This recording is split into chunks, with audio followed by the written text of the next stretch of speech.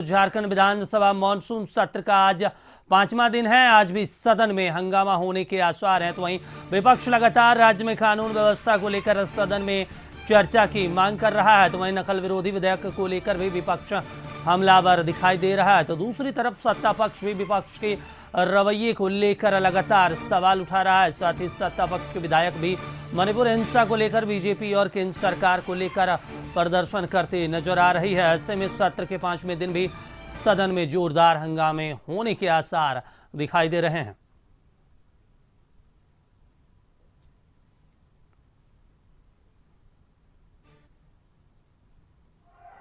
इसको व्यक्तिगत रूप से नहीं लेना चाहिए। सूचना इनके इलाके में अगर गलत कृत्य हो रहे हैं तो उसके जवाबदेह ढुल्लू बाबू हो सकते हैं। मेरा प्रश्न काल आप लोगों से आप लोग खाली संस्था हो रही सर, और आपने देखा होगा ढुल्लू जी, इसको व्यक्तिगत रूप से नहीं लेना चाहिए। इसको व्यक्तिगत रूप से नहीं लेना चाहिए। सूचना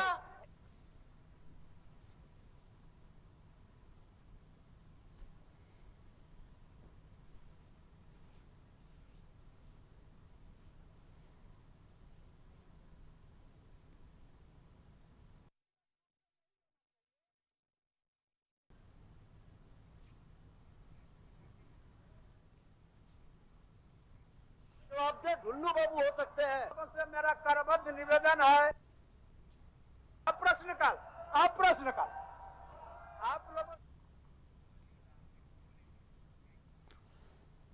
तो वहीं झारखंड में भी जातीय गणना की मांग अब उठने लगी है। जातीय गणना की मांग पर झारखंड के परिवहन कल्याण मंत्री चंपई सोरेन ने कहा कि जातीय गणना होनी चाहिए, ये देश हित के लिए है। तो वहीं विधायक सुदीप सोनू ने कहा कि जातीय गणना निश्चित रूप से होनी चाहिए। सरकार के पास अगर जातीय गणना के आंकड़े नहीं रहेंगे तो विशेष वर्ग वंचित रह जाएंगे। बिहार सरकार के फैसले का स्वागत करते हैं। पूरे देश के साथ साथ झारखंड में भी जातीय गणना कराई जानी चाहिए। वहीं आजसू के विधायक लंबोदर महतो ने कहा कि बिहार की तर्ज पर झारखंड में भी जातीय गणना होनी चाहिए। यह आज के समय की मांग है और यहाँ के लोगों के हित में जरूरी भी है।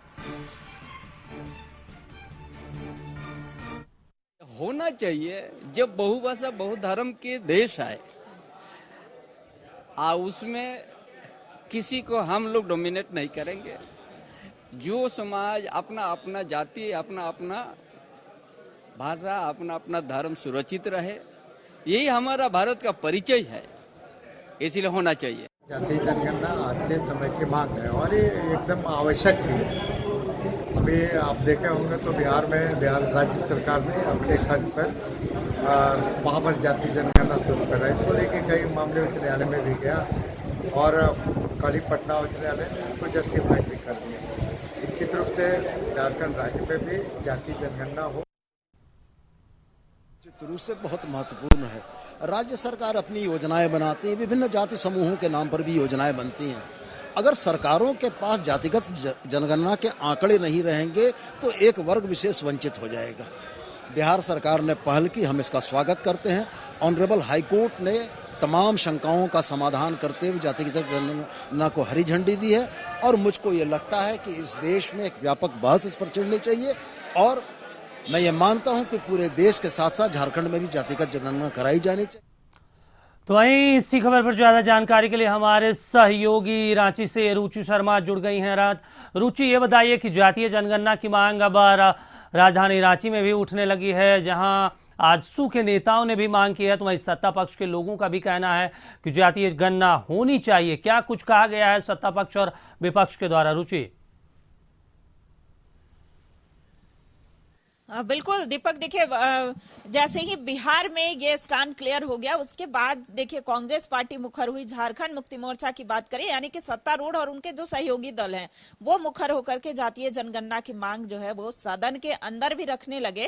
और देखिए सदन के बाहर भी खास बातचीत करते हुए उन्होंने कहा कि जातीय जनगणना की मांग जो है झारखंड में शुरू से ही रही है और झारखंडियों के हित के लिए, यानी कि जो पिछड़ा है या अति पिछड़े वर्ग है, जो उन्हें लाभ मिलना चाहिए, उचित लाभ हेतु देखिए ये जनगणना होनी चाहिए ताकि उनकी संख्या जो है वो पता चले, लाभ उन तक पहुंच सके।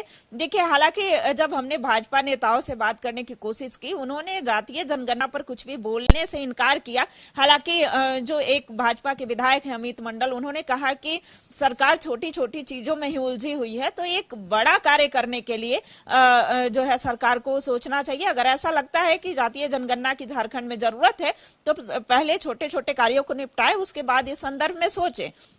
लेकिन जितना मुखर होकर के कांग्रेस पार्टी के विधायक व मंत्री जातीय जनगणना को लेकर के बोल रहे हैं, या झारखंड मुक्ति मोर्चा के विधायक हो या मंत्री हो, वो जातीय जनगणना को लेकर के बात करते हुए दिखे। और उन्होंने कहा कि पूरे देश के सभी राज्यों में होना चाहिए, उसके साथ साथ झारखंड में भी अवश्य जो है जातीय जनगणना होनी चाहिए। देखिए दीपक बता दे कि आज मानसून सत्र का 5वां दिन है, और देखिए 5वें दिन की अगर बात की जाए तो सदन के बाहर और सदन के अंदर हंगामा हो सकता है। देखिए चौथे दिन 4 विधेयक पास हुए थे, 2 विधेयक जो है वो संशोधन के साथ लाए गए थे और 2 विधेयक और विश्वविद्यालय से संबंधित पास हुए थे।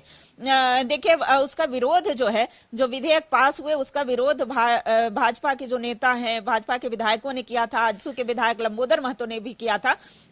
और देखिए बाहर निकल करके और उन्होंने कहा भी कि सरकार जो है अपनी पीठ स्वयं थपथपा रही है। जब हम चाह रहे हैं, सदन को बाधित नहीं करना चाहते हैं, लेकिन वो पहले चर्चा कराएं अगर किसी बिल को लाती है। देखिए अभी जो मुख्य चर्चा का विषय जो बना हुआ है वो प्रतियोगी परीक्षा विधेयक 2023 है, और इसे लेकर के ये लगातार विरोध करते हुए दिख रहे हैं। सदन के बाहर भी जो भाजपा के विधायक हैं उनका कहना है कि ये काला कानून है, काला बिल है, और इसे लेकर देखिए कांग्रेस के भी एक नेता जो कार्यकारी अध्यक्ष है बंधु तिर्की ने भी कहा है कि पहले इस बिल पर चर्चा होनी चाहिए, इस पर जो है सरकार को पुनर्विचार करने चाहिए, और चर्चा के पश्चात इस बिल में जो जरूरी संशोधन हो उसे संशोधन करके और तब इस बिल को लाना चाहिए। हालांकि जो सत्ता पक्ष है वो इस पर चर्चा करने के लिए तैयार है। अब देखना होगा कि देखिए आज 5वां दिन है, और 5वां दिन जो सदन के बाहर विपक्ष का रवैया रहता है वो किस प्रकार का रहता है, फिर सदन के अंदर वो किस तरीके का रवैया अपनाते हैं। हालांकि उनकी एक ही मांग है कि सरकार जो है गिरती कानून व्यवस्था हो, नियोजन व स्थानीय नीति हो, या फिर भ्रष्टाचार का मुद्दा हो, अवैध खनन का मुद्दा हो, इस पर सरकार एक बार चर्चा कराए। यानी कि सरकार से हम जवाब चाहते हैं, उसके बाद ये सदन को सुचारू रूप से चला सकते हैं और हम भी उसमें सहयोग करना चाहते हैं। लेकिन सरकार इन सभी चर्चा से भाग रही है। देखिए सरकार के तरफ से यही कहा जा रहा है कि हम चर्चा से नहीं भाग रहे हैं, जो जनता के हित में कार्य है, जनता के हित के लिए जो विधेयक है वो सदन के पटल पर लाए जा रहे हैं, और इसमें विपक्ष का सहयोग शून्य के बराबर है। ये सदन को लगातार बाधित कर रहे हैं। लेकिन देखिए पिछले 4 दिनों के कार्यकाल की बात करें तो सत्ता पक्ष भी 2 दिन सदन के बाहर प्रदर्शन करती हुई दिखी। इंडिया के जो प्रदेश इकाई यानी कि जो घटक दल हैं वो भी सदन के बाहर केंद्र सरकार के खिलाफ प्रदर्शन करते हुए दिखे।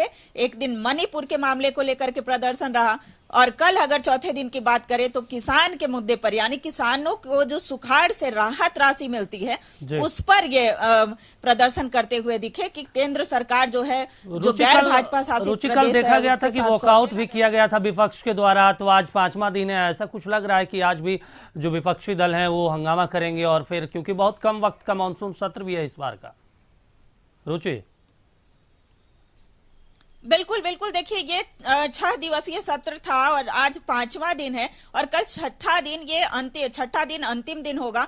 तो यानी कि आज और कल मिला करके देखिए 4 दिन, अगर पिछले 4 दिनों की बात करें तो विपक्ष का रवैया रहा। देखिए इस बार सत्ता पक्ष भी सदन के अंदर प्रदर्शन करते हुए दिखे, चाहे वो मणिपुर का मामला हो या किसानों के सुखाड़ से जो राहत राशि मिलती है यानी कि मुआवजा राशि मिलती है, इसे लेकर के देखिए सत्ता पक्ष भी केंद्र के खिलाफ सदन में प्रदर्शन करते देखे गए। देखिए सदन का समय जो है दीपक ऐसे में जाया होता हुआ दिखा, सदन का जो पूरा समय का सदुपयोग होना चाहिए वो नहीं होता हुआ दिखा। विपक्ष के तेवर जो है वो पहले से ही तल्ख दिख रहे हैं, और आज 5वां दिन है, विपक्ष सदन के बाहर और सदन के अंदर भी बिल्कुल रुचि, एक तरीके से कहा जा सकता है कि जो सदन का वक्त था जनता के लिए होना चाहिए, लेकिन हंगामे के बीच चढ़ गया। तमाम जानकारी के लिए शुक्रिया रुचि आपका।